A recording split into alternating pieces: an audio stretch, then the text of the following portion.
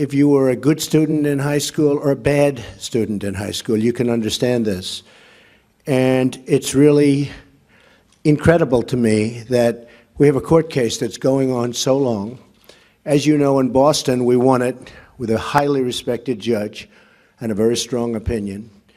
But now we're in an area that, let's just say, they are interpreting things differently than probably 100% of the people in this room.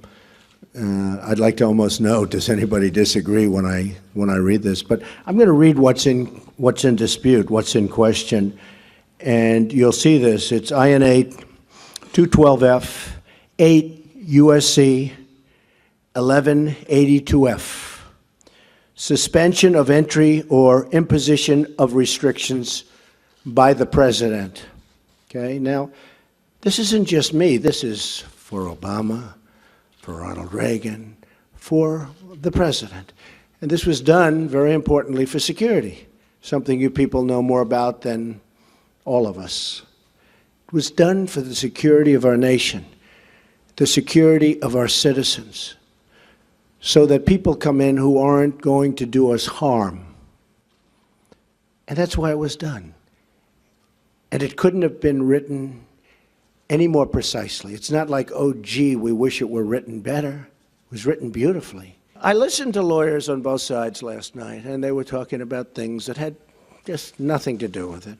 I listened to a panel of judges, and I'll comment on that. I will not comment on the statements made by certainly one judge. But I have to be honest that if these judges wanted to, in my opinion, help the court in terms of respect for the court, they do what they should be doing.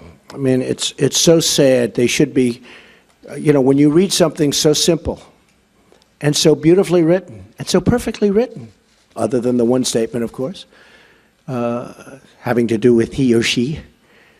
But when you read something so perfectly written and so clear to anybody, and then you have lawyers, and I watched last night in amazement, and I heard things that I couldn't believe.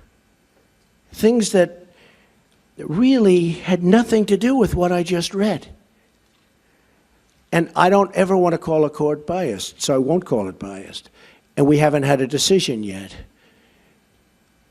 But courts seem to be so political.